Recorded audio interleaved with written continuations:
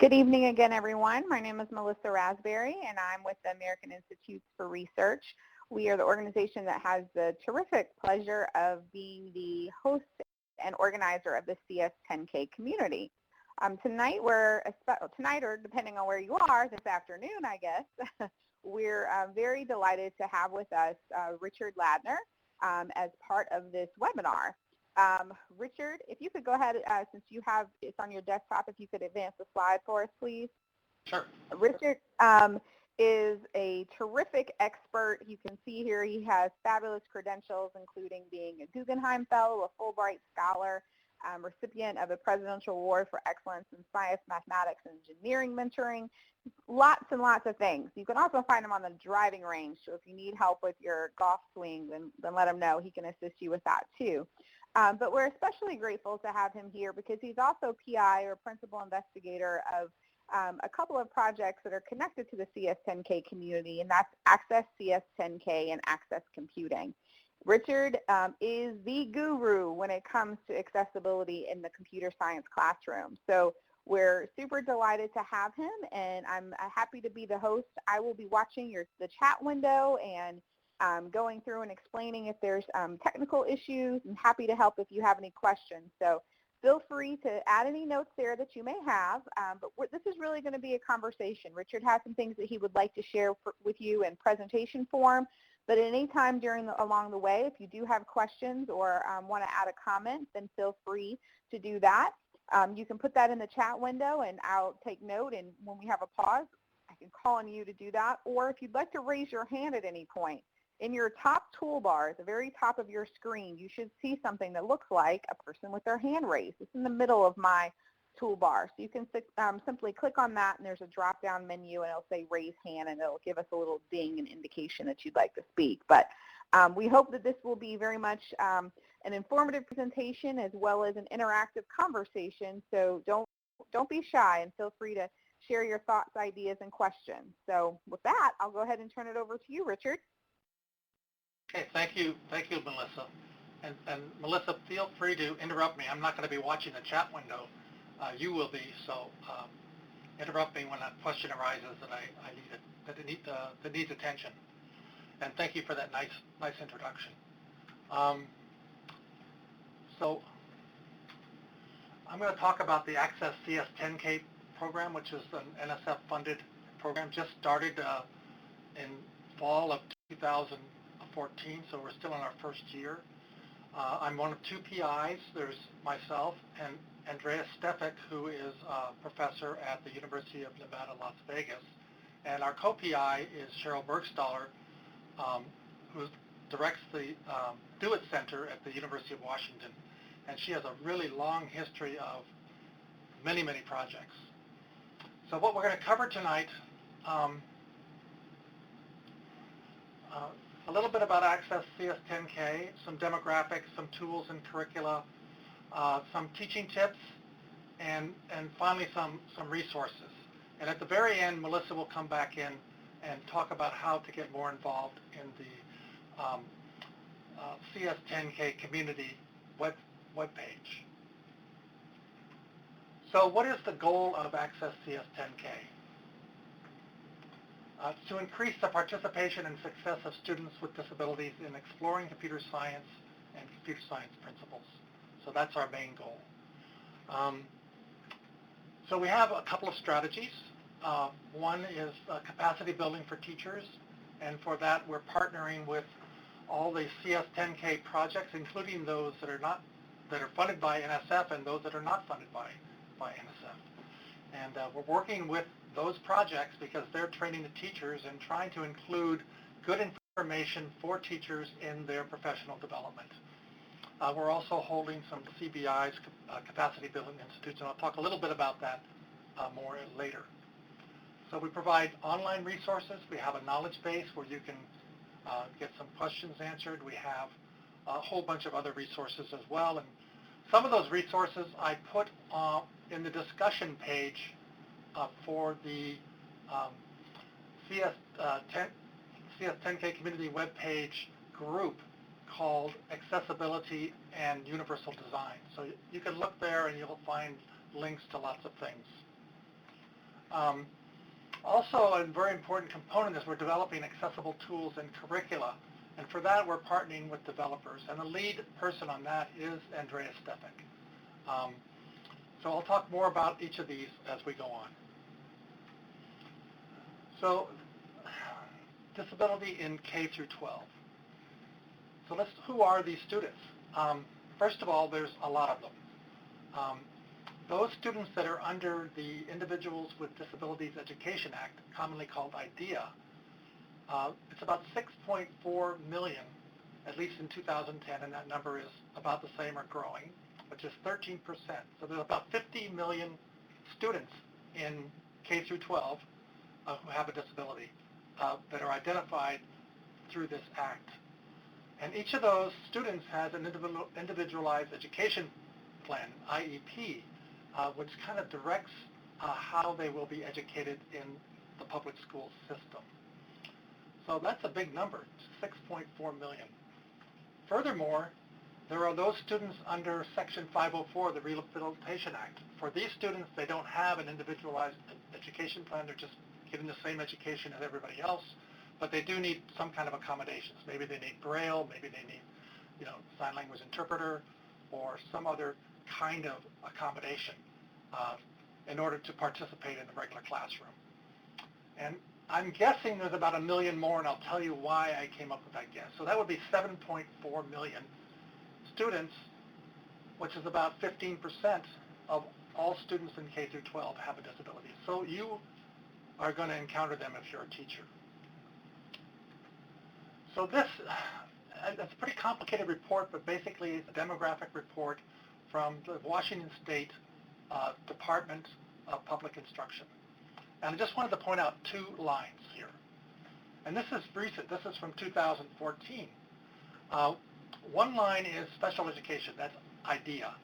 And there's 139,000 plus students, which is 13.2%. So that number is pretty close to the 13%. And notice under Section 504, the next thing that's outlined, there's another 25,000 plus students. So that's 2.4%. And so if you add those 2 up, you get more than 15%. That's why I say there's, probably 1 million more. So in the state of Washington, there's about 1 million K through 12 students, which is the average for the whole United States. That's the average for a state, that is, because there's about 50 million students altogether in 50 states. So I just wanted to point this out, that the numbers are big. And just a little bit about the demographics in terms of how they distribute over different disabilities. And this does not include the full, this is only IDEA, not all students, because we don't know about all students. We know about those in IDEA. So there's about 2.4 million with learning disabilities, 1.4 million with speech and language, and so on, all the way down to vision, which is 30,000. And I only included those that were 30,000 and above. There are smaller groups below that. So if you add up all these numbers, it doesn't equal 6.4 million. So, wow. Again, you can see there's a wide variety. And you think about teaching in K through 12, you already get a wide variety of students in your classroom. Different educational backgrounds, different ethnicities, all sorts of differences. And here's another one, disability, and there's many, many differences among them, and these different groups have different needs. So you can see it's pretty complicated. And of course, we want to include these students in computing courses, particularly the new courses, the ECS and computer science principles courses. So, I gave you a lot of numbers. So I wanted to bring this, down to earth and talk about some individuals that I've encountered in my experience. So back in 2012, 2011, 2010, I had a Saturday computing experience for deaf students that I ran. It was an 8-week program during the spring, and it was 2.5 hours each Saturday morning. The parents would bring the students in. They're usually freshmen, sophomores, and juniors, and maybe a senior or 2. So they were in the younger group. And the particular year that this student, Raina, came was, I think, 2012. it was a real interesting experience. Her father called me and asked me could she participate in our Saturday computing experience. I said, well, I think so. Why don't you come by and visit and we'll see what we have. And so he came by and with Raina and sort of evaluated the situation. The building was accessible. They get into the classroom. We could put in a large monitor because Raina has some disabilities, as you can see from the picture. She is cerebral palsy. She's deaf. And she also has very low vision, so that's why she needed a large monitor. And she had her own technology. She had a keyboard that was quite a bit larger. It had a key guard so that when she punched a key, it wouldn't punch another key. So she had some technology of her own that she brought to the classroom. So we made the arrangement that she could come and join about 10 other students. And she was the only one with these multiple disabilities. And for that particular program, that particular spring, we used Scratch. And I hope you're familiar with Scratch. It's a block language. It's used quite a bit in exploring computer science and computer science principles, or variants of Scratch, so-called block languages. They do require, the ability to handle a mouse, which Raina couldn't do. You could do some keyboard ways of avoiding the mouse, but they didn't work very well with the style of drag and drop. Remember, in Scratch, you have to pick a command and drag it to where you want to do that command. And the way it was set up in Scratch was a little non-standard. Mostly, if you do drag and drop, you select and then drag and then let go. But in this version of Scratch, you had to very smoothly select it and drag it. It wasn't sort of a standard drag and drop. So, so she had a lot of difficulties. I didn't anticipate these in the beginning because I hadn't worked with a student with such cerebral palsy. But, what she did was she did the Scratch. She had help. The person next to her was her sign language interpreter, and he also was a computer scientist, so he could help. And she would tell him what to do, and he would do it. Boy, that was not very nice. In the end, she did understand how to program. She built a really nice program to sort of give a tutorial on her disability and the technology she uses, and it was very well accepted. But she couldn't do it all by herself. In the end, she decided, well, I don't think I want to do computer science. And it turned out she's a really talented writer, and I've seen some of her writings, and she wants to do journalism and some professional writing, and so she's probably going to do that. Well, she graduated from high school. She's now in community college, and she's planning to come to the University of Washington, I hope, in the near future. I keep looking forward to seeing her. But the point of Raina was that this is the kind of student that couldn't have the opportunity to participate. But she was limited somewhat by the tools that were used, like Scratch. And I wish she could have done it herself and didn't need to have a helper. And believe me, she should have been able to do that if she had the right technology to do that. But at least she had the opportunity. So that's one story. I want to tell you another story which is very different. It's Nicole. And I met Nicole, I think, in 2006 when she was in high school. And she came over to the University of Washington to consult with one of my research projects, a tactile graphics project. And she was a very talented student. She actually took AP Computer Science while in high school, 2 years of it, I think, and was quite a good programmer while she was in high school. In 2006, she came to a workshop that I held at the University of Washington called the Vertical Mentoring Workshop for the Blind. And at that workshop, she went to a session on math accessibility. And actually, she was having problems with math. Not doing the math, but getting her teacher to understand her solutions to her problems, because she did her solutions in Braille. And her teacher didn't read Braille.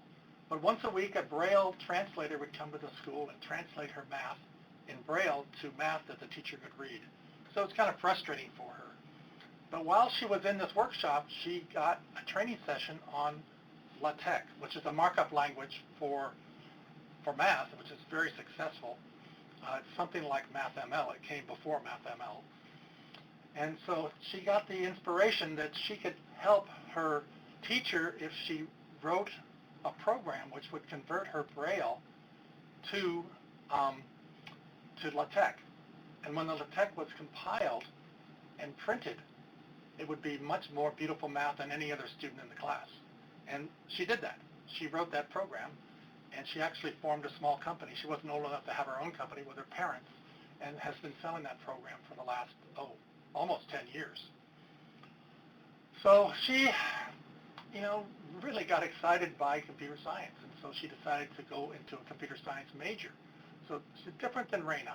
Raina got a taste of computing early, was frustrated and left, but Nicole got excited and did things and was doing things in high school, and she got into Stanford, and you can see Stanford on her t-shirt there, and that's her dog, Lexia.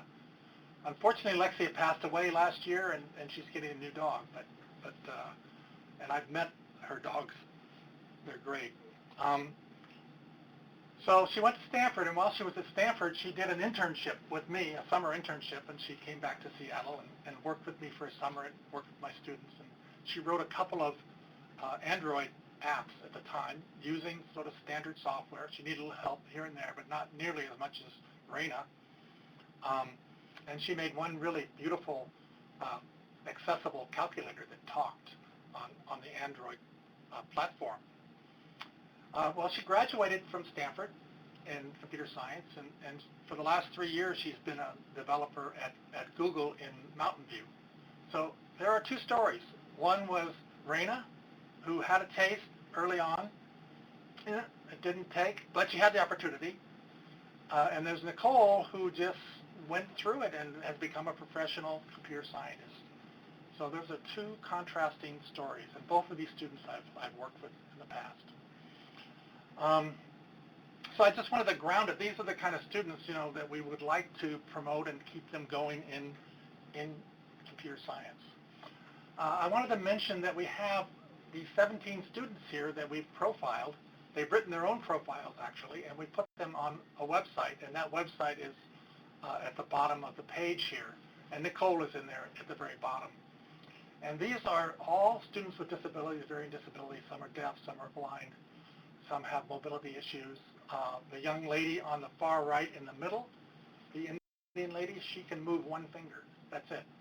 But she's a PhD student in computer science. And I'm hoping that she'll be greatly successful. The person on the right, on the far right, Sean Kane, who got his PhD at the University of Washington a few years ago and is now a professor at the University of Colorado. And I could go through all of these and tell you what they're doing, but I really encourage you to read those profiles and have your students read those profiles as well. So I have this 8-minute video that I'd like to show, and I'm going to stop my video from showing just to reduce the bandwidth. I'll start it again. And I hope that you can see and hear this. And if you have problems, please let Melissa know.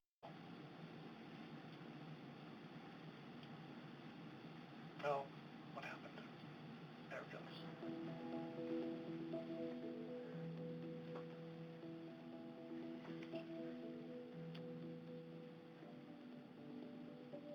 How can we include students with disabilities in computing courses? We take our smartphones, computers, and gadgets for granted. But behind all this technology is a skilled workforce of software developers, systems administrators, web developers, and programmers. There's an increasing demand for individuals who have technical skills. An understanding of computing is important for these opportunities. We often talk about broadening the participation of females as well as racial and ethnic minorities in computing courses. But what about including people with disabilities? Worldwide, there's 1 billion people. About 15% of the international population have a disability, according to the World Health Organization. So if you like, that's a lot of customers that they would like to get. And having a diverse workforce, they're more likely to have the kinds of products that will satisfy more people's needs and interests. If you really want to explore... Individuals with disabilities, including autism spectrum disorders, attention deficits, learning disabilities, hearing impairments, visual impairments, and mobility impairments can succeed in computing education and computing careers. It is important for people with disabilities to pursue careers in science because we have really unique life experiences and skills that we can offer. And it's important that for us to be stakeholders in projects and for us to be represented on the market. It's very important to attract students with disabilities into computing. One reason is it's a matter of fairness. There are a lot of opportunities in those fields, and they should have an equal opportunity to pursue those fields. But another important thing is that they can benefit, those fields can benefit from the perspectives of people with disabilities. Backspace. With proper assistive technology and accommodations, individuals with disabilities can successfully pursue education and careers in computing. My name is Jessie Schulman, and I'm an operations program manager in the web services field and a graduate of the University of Washington. And I have a learning disability, so I struggle with language to begin with, so learning computer syntax like Java. All the problems that I had, the struggles that I had with English came up again with Java. I became interested in a career in human-centered design and engineering because I worked as a research assistant in the computer science department at the University of Washington for 2 years. I was hired because I have a psychology background and experience managing a research project. I'm dyslexic, which means I have difficulty reading and pretty bad handwriting. The accommodations that I used in school included books on tape. I used a note taker for certain classes, and I used dictation software for my writing tasks. My main accommodations would be extended time on tests, having my books available as e-text format, which means I can use a screen reader to read out the books to me. So even though when I'm reading it myself and I may not be able to understand it, the computer is telling me exactly what those words are. Is that slow enough, or should I slow it down further? I use a typical computer like everyone else, but it has an additional piece of software called a screen reader loaded onto it. The screen reader tells me what is on the screen. Don't feel too pressured. Teachers can play an important role in encouraging students with disabilities to study computing by giving this underrepresented group access to classes. If you don't start doing this at a young age, you won't even know what's going on later. Even if you're not a computing major, you need to understand how computing works, because everything you have has a computer in it. Your watch, your phone, your car has 25 different processors in it. For the most part, the K through 12 system were very accommodating, getting an IEP and different accommodations through them, and specific classes to assist in teaching reading and writing. So I want to talk a little bit about planning and informative speech. Teachers can make their classes accessible to all students by applying universal design, designing their classes and lessons so all students have equal access to the information. Taking these steps proactively has the potential to benefit all students in a classroom, not just the students with disabilities. Teachers can use multi-modes of instruction, and so they can speak the content to the class. They can have students discuss it in small groups. They can write things on the overhead projector. They might show a concept using a video. And so that's the first thing, is just to recognize that the students in their class have many different learning styles, and some of them actually have disabilities that affect their learning. You might provide alternative ways to look at a single concept in a science class, not just one way of looking at it. So there might be a visual way, a more auditory way, perhaps, examples from different walks of life of a concept. So you're already doing that, and so you just want to continue doing that and maybe add a little bit more. It's important for students with disabilities to feel welcome in the classes. In the high school setting, one good way to get the word out about classes that students might take, particularly in computer science, is to let the counselors know how open they are to having students with disabilities in their classes. I've had a lot of mentors and teachers who have helped me be more encouraged to go into computing.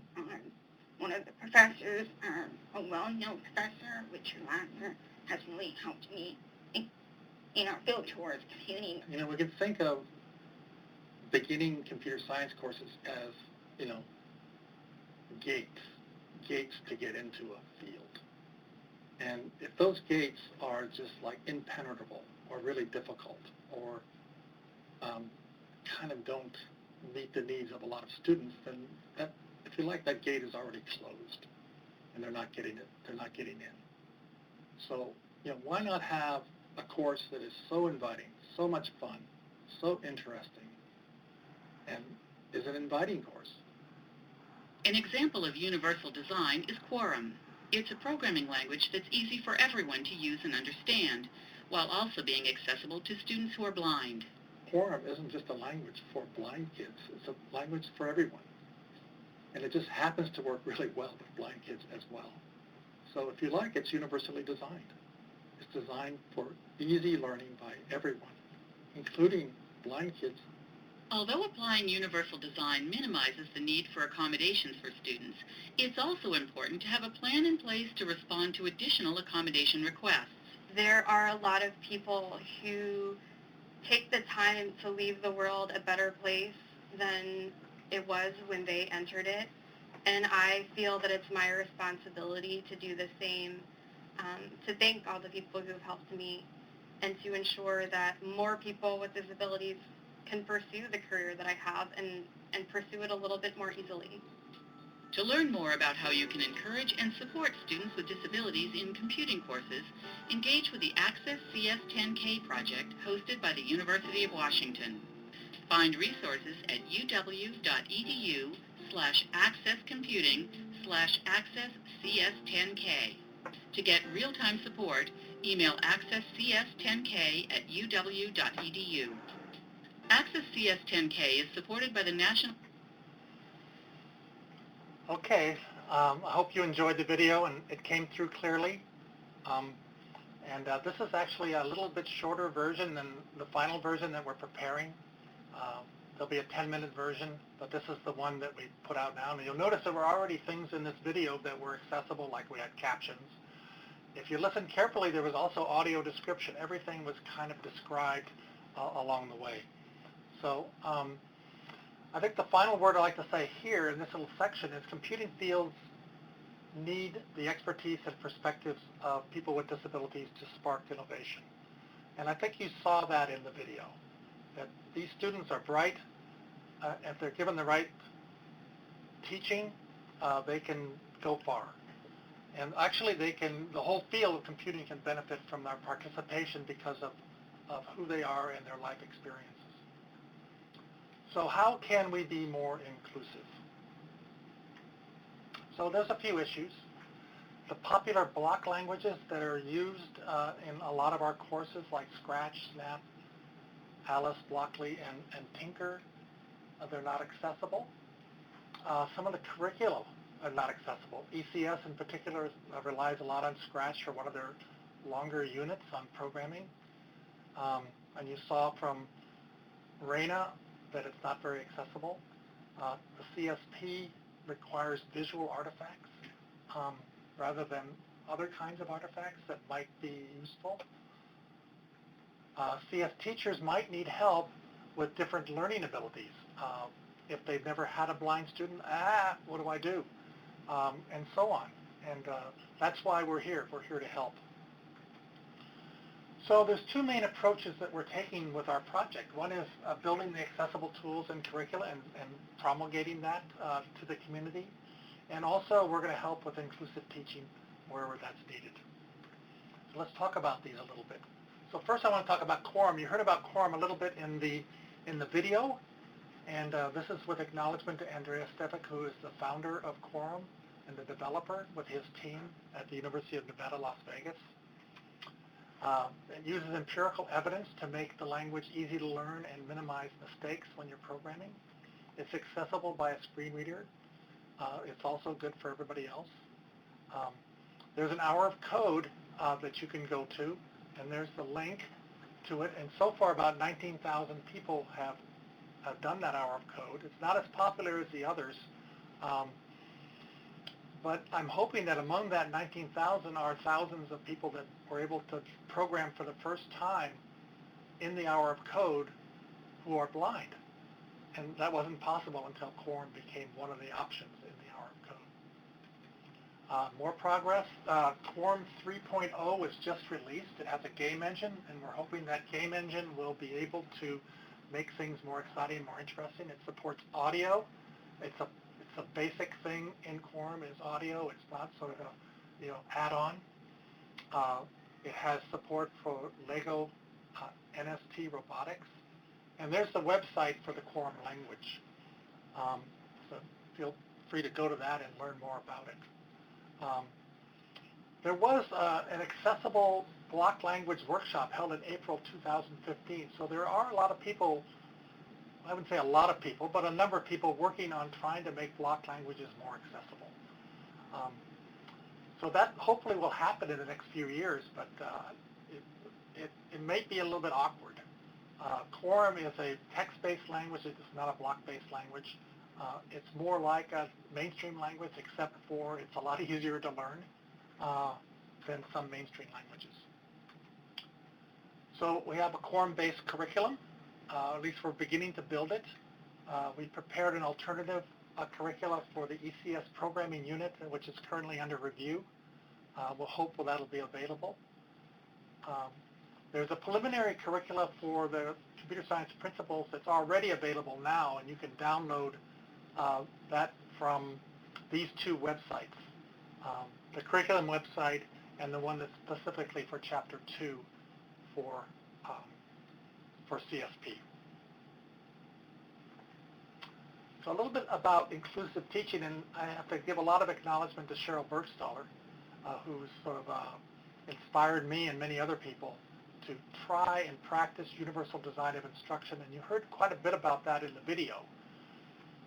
So, to quote her, to improve academic and career outcomes for all students, all underlined, including those with disabilities. So this is an approach that's for all students. And there's a very nice paper that she wrote, Universal Design Implications for Computing Education in the ACM Transactions on Computing Education a couple of years ago, which I highly recommend. So let's talk a little bit about access. So years ago, exclusion. If you had a disability, you might not get an education at all. You might be put in a special home or ignored or whatever. And I hate to say it, in some countries, put to death.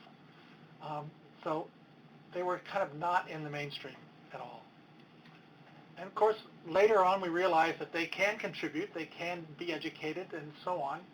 And so this rehabilitation and accommodation model came in, whereby you look at the individuals and you see how they can participate and try to change the environment, change something to make that useful for them. And finally, well, people with disabilities are just like everybody else. They deserve equal access.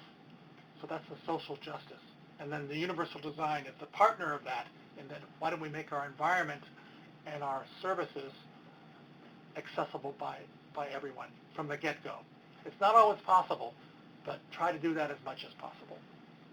So that's kind of over time the way we think about how access has changed for people with disabilities. Exclusion, rehabilitation, accommodation, and finally social justice and universal design. So accommodation, it could be an alternate format or service or adjustment for a specific individual. Like, for example, maybe you need a sign language interpreter, or maybe you need a braille instead of a print version of a book. So universal design is the design of products and environments to be usable by all people to the greatest extent possible without the need for adaptation or specialized design. And this is a quote from the Center for Universal Design. And if you see the picture there, I have a Swiss Army knife which has all these functions. It's kind of universal. And so somebody that wants to clip their nails can use it. Somebody that wants to open a bottle can use it. If they want to saw something, they can use the saw.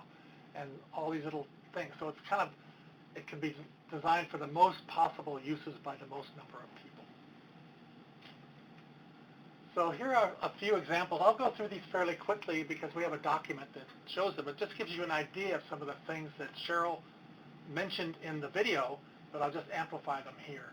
Arrange the seating so everyone has a clear view of sight. Welcome students by name. Use large, bold fonts and high contrast on uncluttered overhead displays and speak out loud all content.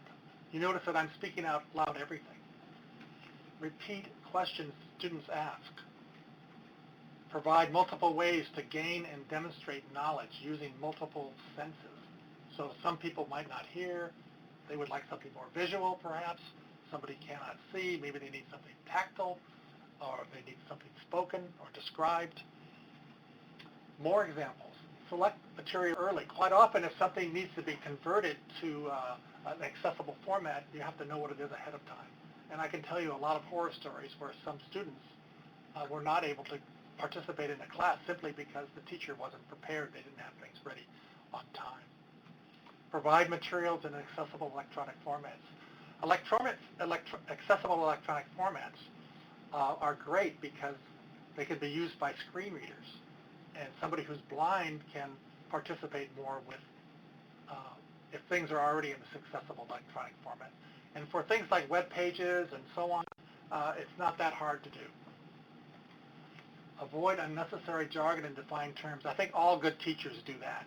That they don't just start talking in an argot and that doesn't mean anything to the students. They need to relate to the students and use the language correctly. Provide multiple diverse examples. And I do that in my classes. You know, students learn in different ways, and by doing different kinds of examples, they get a better understanding.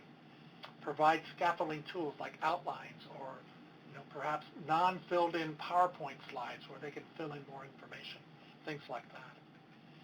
Test in the same manner in which you teach. So your tests shouldn't be things that are quite far off from what you're actually teaching.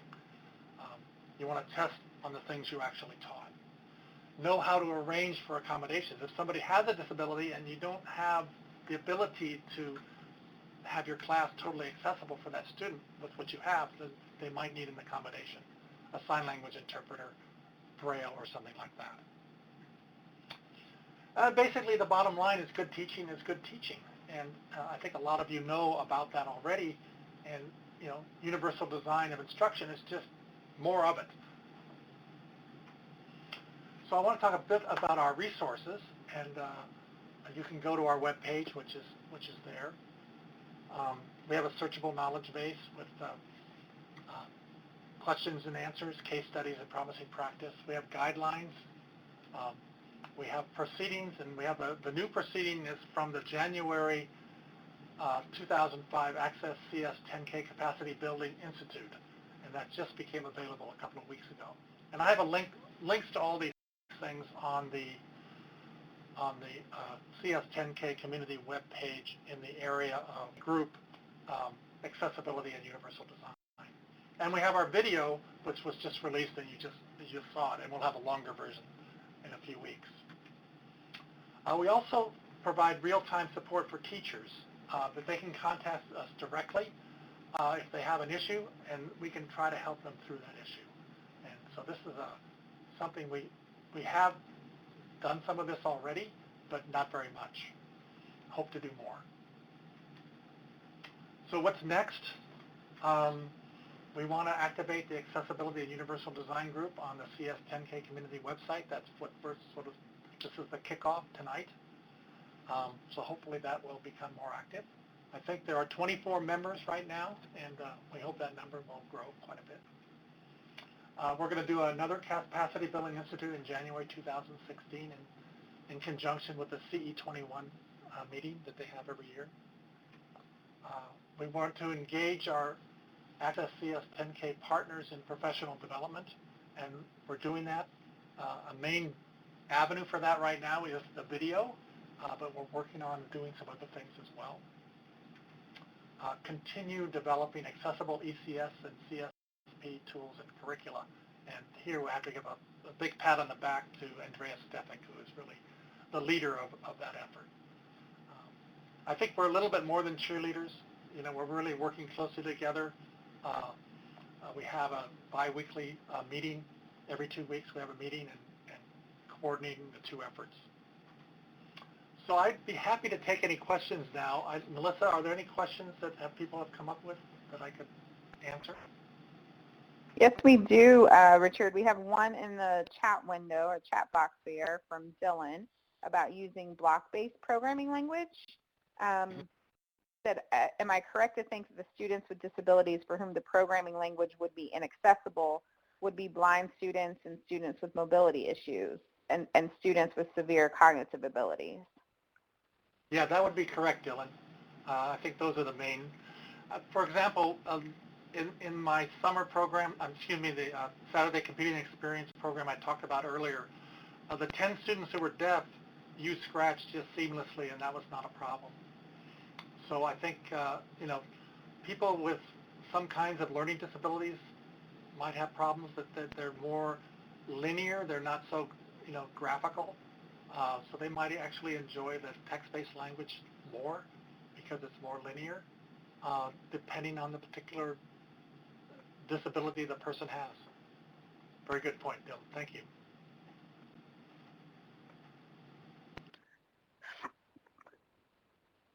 Do you have I think the follow-up was related to, is there a related resource or something that you would recommend in exchange for the block-based language? Well, I mentioned Quorum already, which I think is fantastic, and I think it's worth a look at to see if you could use that from the get-go for all students because it's so learnable. And Stefik has done a great job in applying empirical evidence to find the sort of syntax that works the best for learnability. And so he's a real experimenter to do that. So I think it's worth taking a look at the Quorum language. I'm kind of semi-optimistic about making the block languages accessible. I think the language Blockly has the most potential, and I know that Professor Stephanie Ludi at RIT is really working hard on making Blockly accessible. So I think there's some possibilities there as well. Terrific. We had a question from Pam about, do you have specific suggestions for students with autism and how to make the classroom more accessible for them? Boy, Pam. I think that's a tough one. I don't have a lot of experience with autism. I think, in my summer, in another program I run, I did have a student with autism in that program. They were able to use the same tools as everybody else, but there were issues with working in groups, like they were supposed to do a group project and that didn't work out so well. So there may be some kinds of things that you want to avoid so that the person with autism can participate fully. So I think that's the only advice I have. I'll talk to my colleagues and we'll put something on the community and the discussion to answer that a little bit better than I did. Thank you, Pam.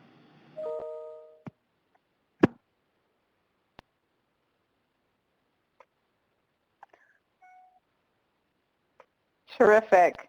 Other questions, and feel free to grab the mic or speak directly yourself if you would like to ask Richard something directly.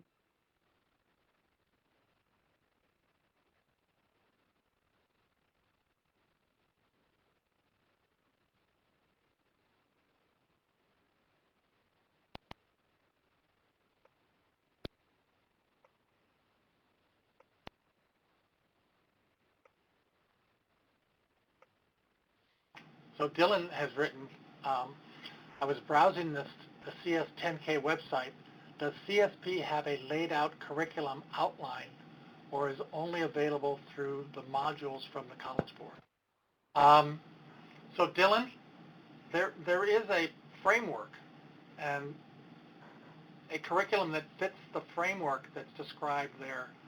So look for that is okay. The College Board is creating, the exam, as far as I know. So I don't quite know what you mean by the modules for the College Board, from the College Board, sorry. And I'll add to that, Dylan, that so as I understand, there are, similar to what Richard said, there are multiple curricula that are out there related to CSP. And one of the things that the College Board is doing is helping to formalize a few of those curricula into a more standard format. And then what we're going to do will be, in the future, will be available on the site, is where you'd be able to search across curricula to be able to access information about particular concepts across those multiple versions. But as of right now, it is there's not really one centralized location. We hope to have that soon, but it's not yet available and still work in progress. Thank you, Melissa. Mm-hmm. I think we have time for a few more questions.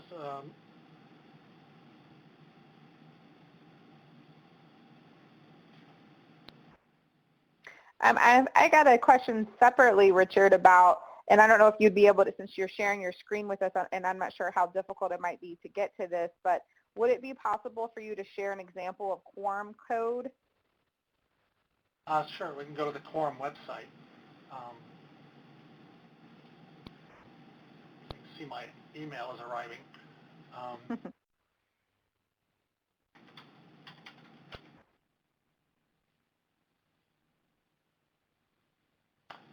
So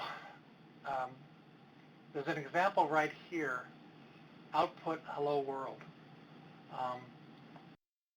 Let's see if there's any other examples here.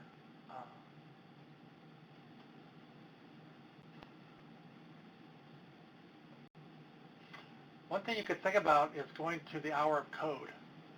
If I go to the hour of code, then they do show some examples there.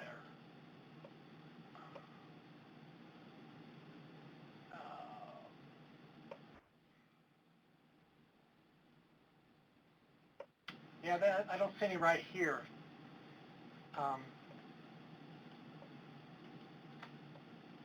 That's a good question, and I'll try to get that answered offline, okay? So this is Happy to do that, and maybe that's a link you can share in the follow-up. Yeah. I've certainly seen a lot of examples of it and written some code myself, but I should have been prepared for that. Thank you. Thank you. I should go back to so Melissa's going to do a thing at the end here. So let me get the back on board. Do you want to do the wrap-up, Melissa? Sure. So as Richard mentioned, we do want to have this be a conversation that continues. This is a starting point, and I know that several of you mentioned you would have students in this coming year that you may need help in finding accommodations for, and kind of that brainstorming as things go along. So we encourage you, if you haven't already joined, to join us on the CS10K community site. It's open to everyone. There are private spaces on the community for if you're connected with one of the CS10K projects, but you don't have to be. Everyone is invited to take part. So the first step is you'll join the CS10K community, or if you've already joined, that's great. And then after, it is a moderated registration, and that once you join, you have to get approval, but that usually happens within 24 hours or less. There's not someone sitting there looking at the inbox 24 hours a day, unfortunately, but we do look at it pretty regularly throughout the day, and so shouldn't be too much of a lag time. But Richard has actually already posted the follow-up discussion thread with all the links to what's there, and it's certainly a space that you can use to get things, to continue the conversations. I'm going to walk you through what to do. Again, joining the CS10K community gets you access to the community overall. This particular conversation is going to be held in the Accessibility and Universal Design group. So I'm going to walk you through. Once you go to cs10kcommunity.org, up at the very top where you see the blue arrow is where you log in or hit join the site. It asks you a few basic questions. and you set up information. You're able to add a picture if you like, different things like that that you might expect on a community website. Go ahead and advance, please, Richard. Once you get logged in and you're joined, then you go to this groups area. Groups will allow you to get to where there's all the kind of affinity or topical-based groups. Some of them are public accessible, some of them are invitation only, but the one that we're going to, next slide please, is this Accessibility and Universal Design group, which is right there on the first row. So pretty easy to get to. So once you join that group, next slide please, then there, once you get to that page, you'll want to hit subscribe to group. You'll have to confirm that you're interested, and that will allow you to get access into the group. And then once you're in the group, there will be a discussion area, and it's pretty easy. This is a group that Richard is really just getting started, so there's not a lot there yet. And actually, he added this after I did the screenshot, but there under discussions, we'll have how accessible is the site, and there will be another one that will be that follow-up message of where all the links to this is. So we encourage you to get started. If you would like for me to send you directly this presentation, then feel free to add your email address in the chat box there. I see I have Dylan's, and I can follow up with you directly, Dylan, with the question that you had about the CSP curricula. But if there's others that would like me to send this directly, I'll be happy to do so. We did record this tonight, so if someone is not able to be here live, we'll share that out because we know it is a busy time. Some people may still be vacationing post July 4th weekend, but we certainly hope this will be a resource that you'll find helpful and that you'll get actively involved in. I think that was it after this. Can you go to the next one? Yeah. Yep. Just if there's any final questions, we're happy to answer them. But obviously, we're also glad to stay in contact with you and stay in touch after this asynchronously on the CS10K community. Great, and I'm going to, this is Richard again, I'm just going to look over the chat window before I sign up, and if you want to add any questions now, I can try to answer them. Not in the chat room, but I'll try to answer them on the discussion page for the Accessibility and Universal Design group.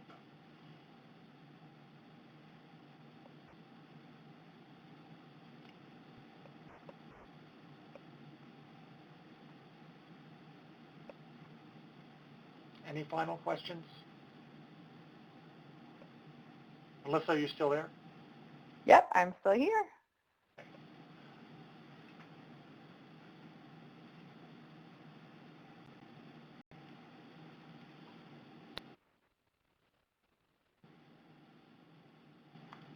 So Pam wrote, thank you very much. This was very helpful, and I love all the resources of your site, on your site.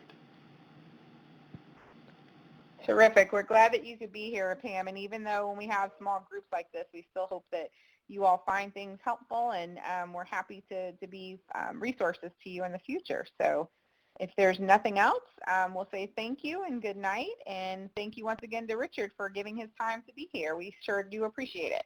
You bet. Thank you very much for attending. Bye-bye. Thanks, everyone. Have a good one.